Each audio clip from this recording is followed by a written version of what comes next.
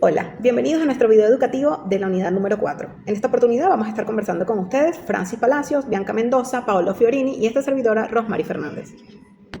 Buenas tardes, mi nombre es Rosmary Fernández y hoy les voy a hablar de uno de los procesos psicológicos más universales pero a la vez más complejos y dolorosos por los que pasamos los seres humanos, el duelo. Comúnmente pensamos en el duelo solo cuando alguien fallece, pero en psicología lo definimos como la respuesta cognitiva, emotiva y conductual ante cualquier pérdida significativa. Puede ser la muerte de un ser querido, el fin de una relación laboral o incluso amorosa también, o la pérdida de nuestra salud o de nuestro entorno habitual. Como señala el psiquiatra Pau Pérez Sales en su enfoque sobre el trauma y el duelo, este proceso no es un simple estado de tristeza, sino una experiencia que fractura nuestra cotidianidad vital. El duelo es el esfuerzo del psiquismo por reconstruir el significado de un mundo que ha cambiado para siempre.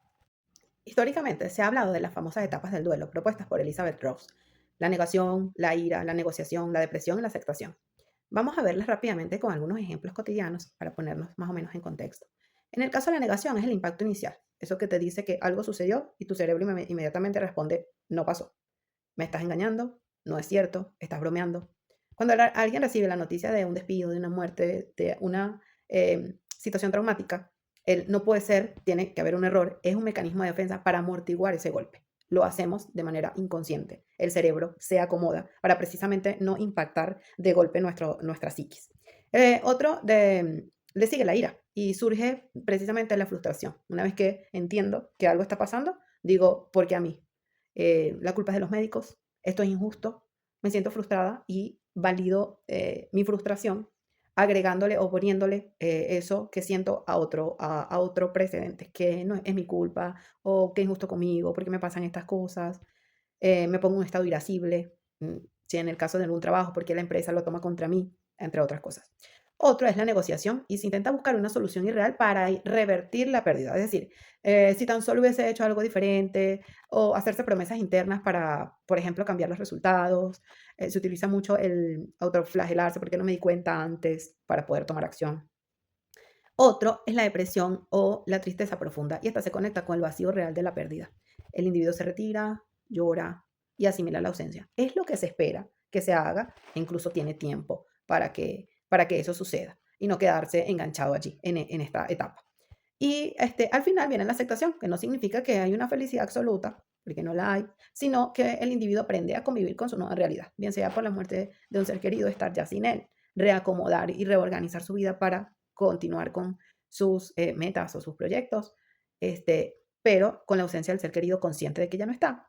El entendimiento de que otra persona, de que alguna otra situación ya no está, la decisión de reorganizar tu propia vida. De allí viene la aceptación.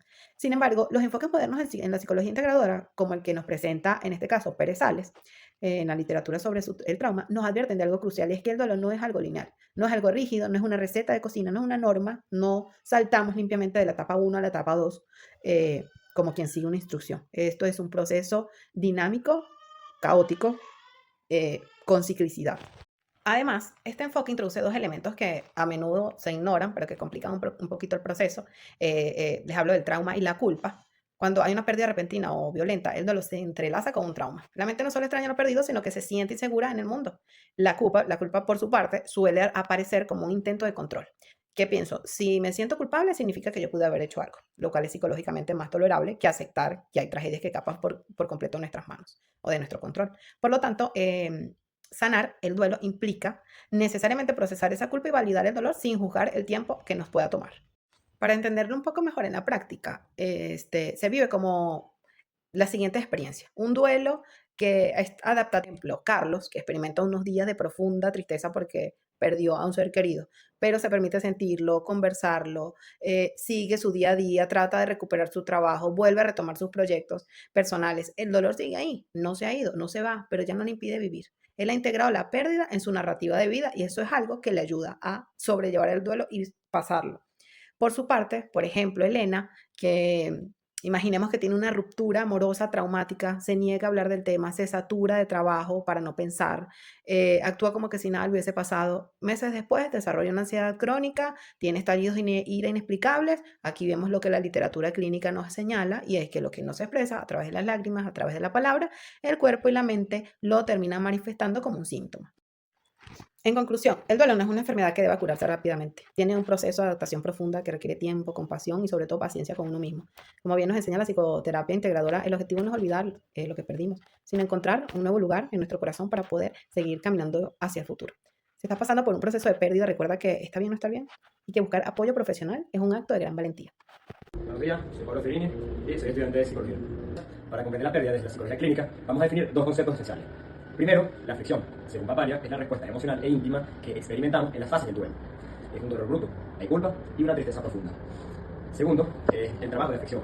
Es el proceso activo para resolver progresivamente los problemas psicológicos ligados a la pérdida. No es un estado pasivo.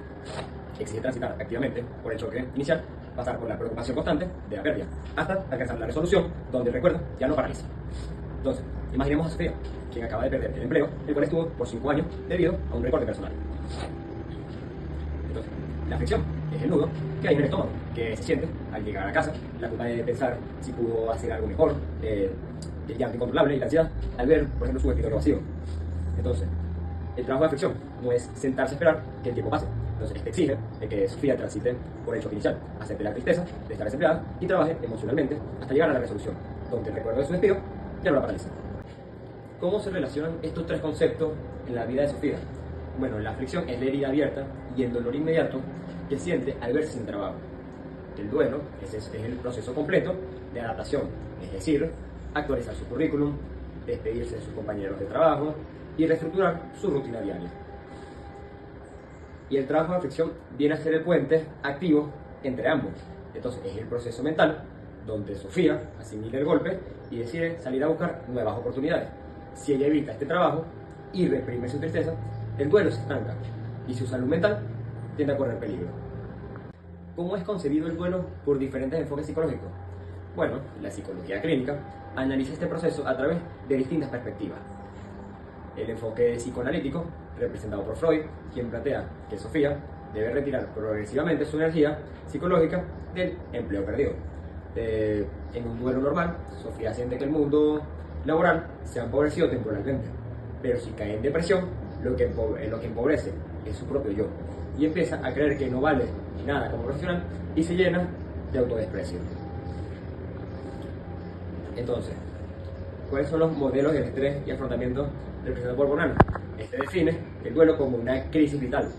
Bonanno demostró que el patrón más común es la resiliencia. Entonces, Sofía descubrirá que tiene recursos internos naturales y una red de apoyo que le permitirá mitigar el golpe sin desarrollar alguna patología. También está la perspectiva transcultural, está el representante Stroeve. Desde este enfoque, si Sofía vive en una sociedad occidental moderna, sentirá una fuerte presión por superarlo rápido y volver a ser productiva. Pero en otras culturas se respeta más su tiempo de asimilación y conmemoración de lo perdido.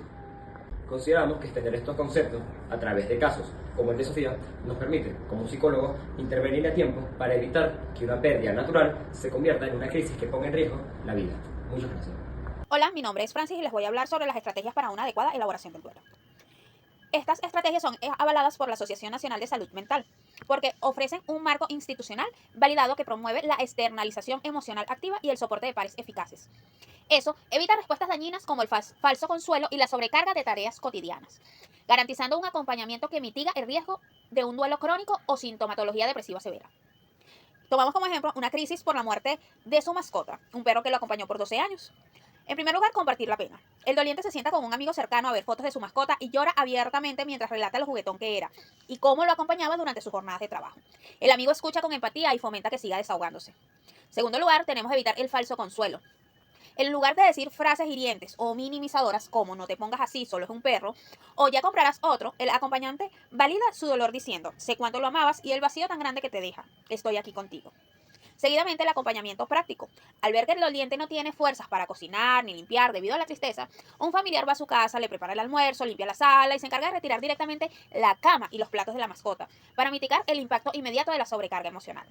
El soporte de pares. El dueño asiste a un grupo de apoyo local o foro especializado, integrado exclusivamente para personas que también han perdido a sus acompañantes animales, entrando así en un espacio donde su dolor es comprendido sin ser juzgado como exagerado. La derivación psicoterapéutica. Si pasados los meses el doliente se encuentra sumido en una depresión severa, ha dejado de ir a trabajar, no duerme y repite que su vida ya no tiene sentido, Su entorno reconoce que se está desarrollando un duelo complicado y lo ayuda a agendar una cita con un psicólogo profesional. El suicidio ha sido definido por distintos autores como un acto intencional de autodestrucción. Según Durkheim, 1987, lo describe como una muerte causada por una acción propia de la víctima. Chapman, 1985, lo interpreta como una conducta dirigida a terminar con un sufrimiento psicológico intolerable.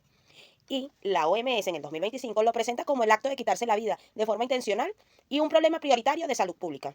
No es un acto de valentía ni de cobardía, sino la manifestación extrema de un dolor psicológico no gestionado. Diferenciar lo que es la ideación suicida, o lo que son los pensamientos, con el intento suicida y acción no consumada, y suicidio consumado. El origen psicopatológico del suicidio es uno de los campos más complejos de la psiquiatría y la psicología clínica. Para la ciencia actual, el suicidio dejó de ser una consecuencia lineal de la depresión. Se considera clínicamente que se trata de un fenómeno multicausal y multidimensional que se explica a través de varios modelos psicopatológicos interconectados, como lo son neurobiología y ambiental. El suicidio ocurre cuando un estresor ambiental severo activa la vulnerabilidad biológica previa, desbordando el sistema de respuesta a través del individuo. Alteración genética del sistema serotoninérgico, traumas infantiles tempranos, acontecimientos vitales estresantes agudos. Interpersonal y conductual. Nace al coincidir el aislamiento, o lo que es la pertenencia frustrada, y al creerse una molestia, percepción de carga, el acto se ejecuta solo si hay habituación previa al dolor, una capacidad adquirida. Los detonantes son la ruptura de redes afectivas, la baja autoestima, distorsión del rol familiar y exposición repetida al dolor o autolesiones.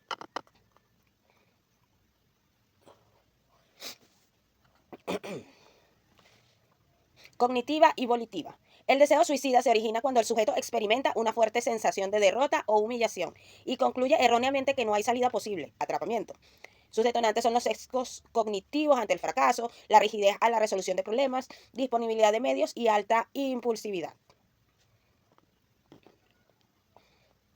Afectiva y emocional. El acto no busca la muerte biológica por gusto, sino el cese inmediato de la conciencia como la única alternativa percibida para pagar un sufrimiento emocional intolerable, como la frustración severa de necesidades psicológicas vitales, afecto, control, seguridad, angustia, culpa o vergüenza clínica terminal. Hola a todos, mi nombre es Bianca Mendoza y voy a presentar las estadísticas del suicidio. El impacto estructural, una crisis en cifras. Para entender la magnitud de esta realidad debemos mirar el impacto estructural de la crisis desde 3 niveles, el global, el regional y el nacional. A nivel mundial, la OMS reporta cifras devastadoras de más de 727.000 muertes por suicidio al año, siendo la tercera causa de muerte en jóvenes de 15 a 29 años y concentrándose mayoritariamente en un 73% en países de ingresos bajos y medianos. Al poner la lupa sobre América Latina, la OPS nos alerta sobre un alarmante incremento reciente del 38% en la tasa de suicidios en jóvenes, un escenario agravado por las severas barreras financieras que limitan el acceso a la asistencia psicológica. Y, finalmente, al aterrizar en Venezuela, vemos cómo estas tendencias globales se agudizan bajo dinámicas únicas. Una concentración crítica en jóvenes de 15 a 29 años y adultos mayores, una altísima prevalencia en hombres y factores estructurales como la migración familiar, la emergencia humanitaria compleja y un profundo analfabetismo emocional que hace que solo el 9% de la población acuda a buscar ayuda institucional. Esta investigación expone una profunda crisis de salud mental que se desarrolla en el contexto de nuestra emergencia humanitaria compleja, caracterizada por una desconexión crítica entre la población y los servicios de salud pública.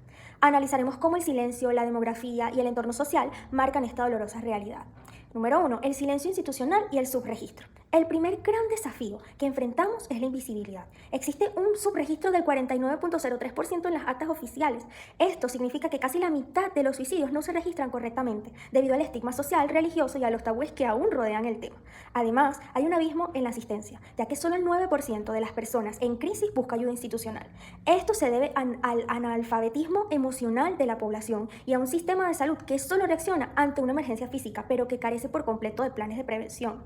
El análisis de género, por otro lado, la prevalencia versus el crecimiento. Al analizar las cifras por el género, encontramos una importante paradoja. Por un lado, la mortalidad masculina predomina de manera absoluta. El 80% de los casos consumados son hombres, quienes suelen recurrir a métodos mecánicos directos. Sin embargo, la tasa de suicidios en mujeres está creciendo a un ritmo mucho más acelerado. Mientras que el crecimiento de casos en hombres fue del 14.4%, en mujeres ascendió drásticamente al 23.1%. Esto nos alerta sobre cómo el impacto de la crisis está golpeando de forma diferenciada y acelerada a la población femenina. La juventud en riesgo. La juventud venezolana se enfrenta hoy a una grave estructura y fractura en sus proyectos de vida. El suicidio se ha posicionado trágicamente como la tercera causa de muerte en jóvenes de 10 a 24 años, un fenómeno estrechamente vinculado a la deserción escolar. De hecho, es el bloque de 15 a 29 años el que concentra la mayor proporción porcentual de casos a nivel nacional, y esto evidencia únicamente una profunda crisis de esperanza en nuestra generación de relevo. Los adultos mayores y el impacto de la migración. En el otro extremo de la vida observamos un repunte crítico en adultos mayores de 65 años, sobre todo, con picos alarmantes al superar los 70. Aquí el detonante clave es el síndrome del nido del vacío, provocado por el abandono debido a la migración familiar, la partida de hijos, nietos. Esto deja a los ancianos en un estado de extrema soledad, aislamiento y vulnerabilidad socioeconómica estructural, convirtiendo la falta de redes de apoyo en un factor de riesgo mortal. Frente a este diagnóstico, el informe nos plantea una ruta de mitigación estructurada en 4 niveles de acción inmediata. En el nivel 1 tenemos la detección familiar, romper el tabú y preguntar directamente sobre la ideación suicida, priorizando por supuesto el monitoreo a los ancianos que viven solos. Nivel 2, la restricción física, retirar del alcance objetos punzocortantes, psicofármacos y muy especialmente en las zonas andinas, los agroquímicos de alto riesgo. Nivel 3, la inserción comunitaria, combatir el aislamiento integrando a las personas en actividades deportivas, comunitarias o de fe. De esta forma se garantiza el acompañamiento presencial continuo. Y en el nivel 4, la intervención clínica. Ante un riesgo inminente, activar los canales de emergencia médica y los primeros auxilios psicológicos, evadiendo siempre cualquier juicio moral.